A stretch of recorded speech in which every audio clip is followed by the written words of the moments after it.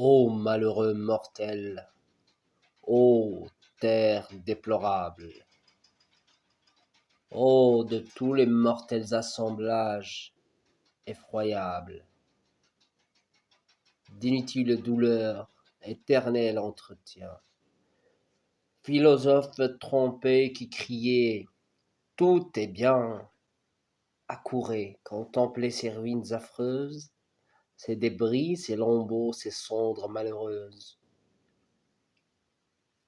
Ces femmes, ces enfants, l'un sur l'autre entassés, sous ces marbres rompus, ces membres dispersés, 100 000 infortunés que la terre dévore, qui sanglants, déchirés, palpitants encore, enterrés sous leur toit, terminent, sans secours, dans l'horreur des tourments leur lamentable jour.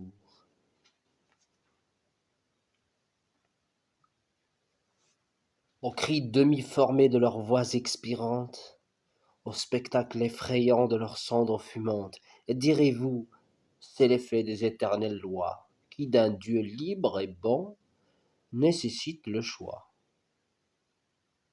Direz-vous en voyant cet amas de victimes, Dieu s'est vengé, leur mort est le prix de leur crime. Quel crime? Quelle faute ont commis ces enfants? Sur le sein maternel écrasé et sanglant, Lisbonne, qui n'est plus, eut-elle plus de vices que Londres, que Paris plongé dans les délices? Lisbonne est abîmée, et l'on danse à Paris. Tranquilles spectateurs, intrépides esprits, de vos frères mourants contemplant les naufrages, vous recherchez en paix les causes des orages. Mais du sort ennemi, quand vous sentez les coups, devenez plus humains, vous pleurez comme nous. Croyez-moi, quand la terre entr'ouvre ses abîmes, ma plainte est innocente et mes cris légitimes. Partout environné de cruauté du sort, des fureurs des méchants, des piégés de la mort, de tous les éléments éprouvant les atteintes, compagnons de nos maux, permettez-nous les plaintes. C'est l'orgueil, dites-vous, l'orgueil séditieux, qui prétend qu'étant mal, nous pouvions être mieux. Allez interroger les rivages du Tage, fouillez dans les débris de ce sanglant ravage, demandez aux mourants dans ce séjour d'effroi, si c'est l'orgueil qui crie « Ô ciel, secourez-moi ! Ô ciel, ayez pitié de l'humaine misère ! Tout est bien, dites-vous, et tout est nécessaire. » Quoi? L'univers entier, sans ce gouffre infernal, sans engloutir Lisbonne, eût-il été plus mal? Êtes-vous assuré que la cause éternelle qui fait tout, qui sait tout, qui créa tout pour elle, ne pouvait nous jeter dans ces tristes climats, sans former de volcans allumés sous nos pas? Borneriez-vous ainsi la suprême puissance? Lui défendriez-vous d'exercer sa clémence? L'éternel artisan n'a-t-il pas dans ses mains des moyens infinis, tout prêts pour ses desseins? Je désire humblement, sans offenser mon maître, que ce gouffre enflammé de soufre et de salpêtre eût allumé ses feux dans le fond des déserts. Je respecte mon Dieu, mais j'aime l'univers. Quand l'homme ose gémir d'un fléau si terrible, il n'est point orgueilleux, hélas, il est sensible. Les tristes habitants de ces bords désolés, dans l'horreur des tourments, seraient-ils consolés si quelqu'un leur disait « Tombez, mourez tranquilles, pour le bonheur du monde on détruit vos asiles, d'autres mains vont bâtir vos palais embrasés, d'autres peuples naîtront dans vos murs écrasés. Le Nord va s'enrichir de vos pertes fatales, tous vos maux sont un bien dans les lois générales. Dieu vous voit du même œil que les vils vermisseaux, dont vous serez la proie au fond de vos tombeaux. » À des infortunés, quel horrible langage! Cruel à mes douleurs, n'ajoutez point l'outrage. Non, non, ne présentez plus à mon cœur agité ces immuables lois de la nécessité, cette chaîne de corps, des esprits et des mondes. Ô rêve des savants aux chimères profondes, Dieu tient en main la chaîne et n'est point enchaîné. Par son choix bienfaisant tout est déterminé.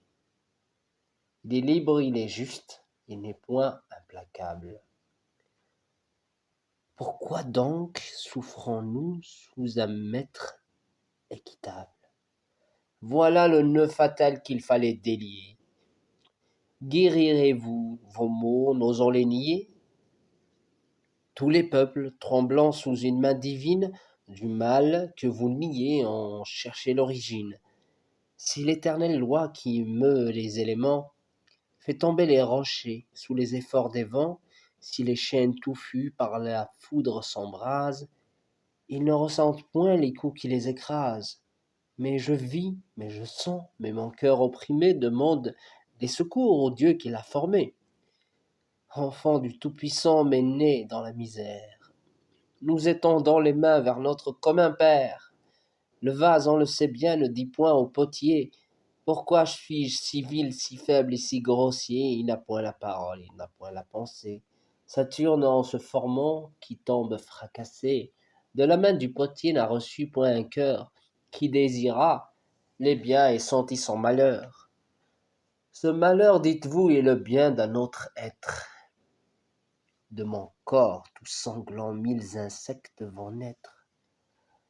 Quand la mort met le comble aux maux que j'ai soufferts, le beau soulagement d'être mangé des vers.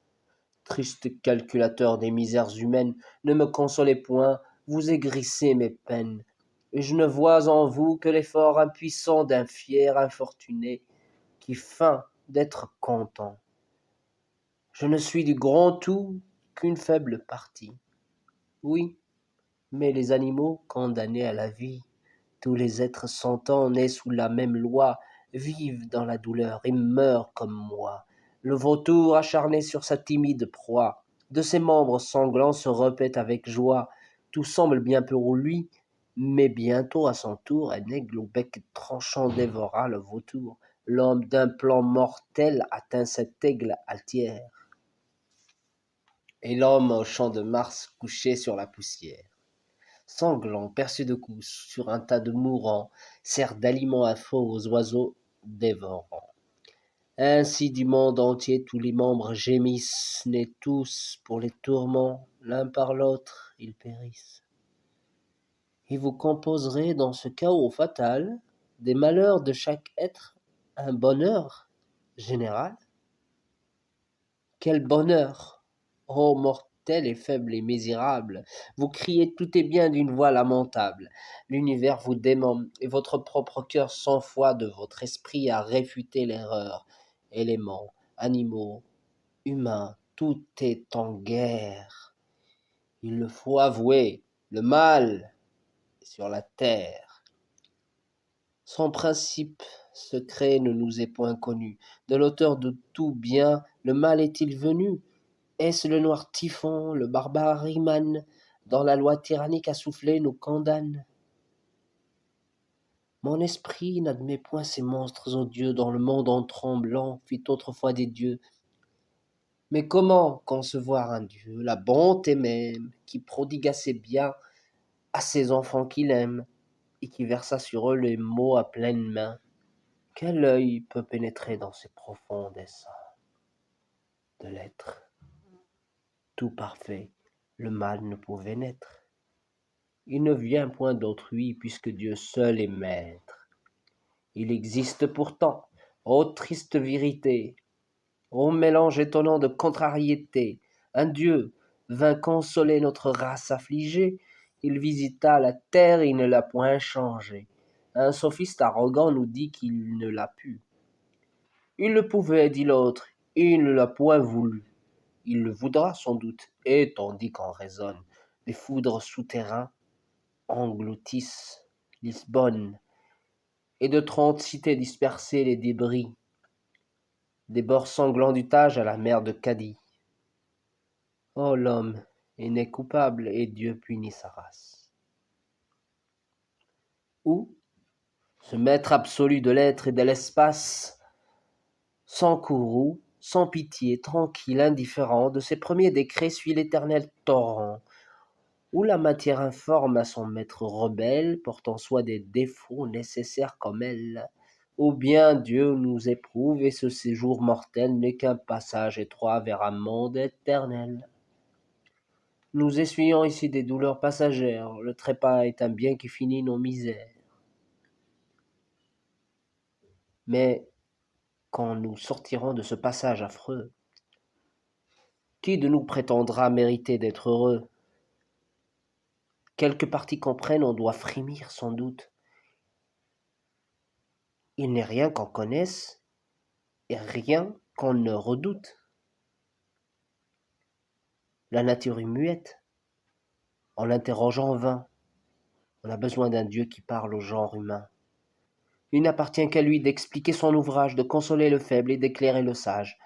L'homme au doute, à l'erreur, abandonné sans lui, cherche en vain des roseaux qui lui servent d'appui. Leibniz ne m'apprend point par quels nœuds invisibles, dont le mieux ordonné des univers possibles, un désordre éternel, un chaos de malheurs, mêlés à nos vains plaisirs de réelles douleurs. Ni pourquoi l'innocent ainsi que le coupable subit également ce mal inévitable.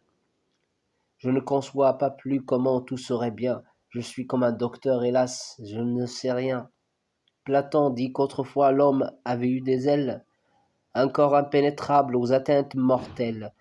La douleur, le trépas n'approchait point de lui. De cet état brillant, qu'il diffère aujourd'hui. Il rampe, il souffre, il meurt. Tout ce qui naît expire. De la destruction, la nature et l'empire. Un faible composé de nerfs et d'ossements ne peut être insensible au choc des éléments. Ce mélange de sang, de liqueur et de poudre, puisqu'il fut assemblé, fut fait pour se dissoudre. Et le sentiment prend de ces nerfs délicats, fut soumis aux douleurs, ministre du trépas. C'est là que m'apprend la voix de la nature. J'abandonne Platon, je rejette Épicure. Bayle en sait plus que tout. Je vais le consulter. La balance à la main, Bayle enseigne à douter. Assez sage, assez grand pour être son système, il les a tous détruits et se combat lui-même. Semblable à cet aveugle en butte aux Philistins qui tomba sous les murs abattu par ses mains. Que peut donc de l'esprit le plus vaste, étendu? Rien. Le livre du sort se ferme à notre vue. L'homme, étranger à soi, de l'homme est ignoré. Qui suis-je, où vais-je et d'où suis-je tiré? Atome tourmenté sur cet amas de boue que la mort engloutit et dans le sort se joue, mais atome pensant, atome dans les yeux guidés par la pensée, ont mesuré les cieux. Au sein de l'infini nous élançons notre être, sans pouvoir à moment nous voir et nous connaître. Ce monde, ce théâtre d'orgueil et d'erreur, est plein d'infortunés qui parlent de bonheur. Tout se plaint, tout gémit en cherchant le bien-être. Nul ne voudrait mourir, nul ne voudrait renaître. Quelquefois dans nos jours consacrés aux douleurs, par la main du plaisir nous essuyons nos pleurs. Mais le plaisir s'envole et passe comme une ombre. Nos chagrins, nos regrets, nos pertes sont sans nombre. Le passé n'est pour nous qu'un triste souvenir. Le présent est affreux s'il n'est point d'avenir. Si la nuit du tombeau détruit l'être qui pense. Un jour tout sera bien, voilà notre espérance. Tout est bien aujourd'hui, voilà l'illusion. Les sages me trompent, et Dieu seul a raison. Humble dans mes soupirs, soumis dans ma souffrance, je ne m'élève point contre la providence. Sur un temps moins lugubre, on me vit autrefois chanter de doux plaisirs les séduisantes lois. D'autres temps, d'autres meurent. Instruits par la vieillesse, des humains égarés partageant la faiblesse. Dans une épaisse nuit, cherchant à m'éclairer, je ne sais que souffrir, et non pas murmurer. Un calife, autrefois à son heure dernière, au Dieu qu'il adorait, dit pour toute prière, Je t'apporte, ô seul roi, seul être illimité, tout ce que tu n'as pas dans ton immensité, les défauts, les regrets, les maux et l'ignorance. Mais il pouvait encore ajouter l'espérance.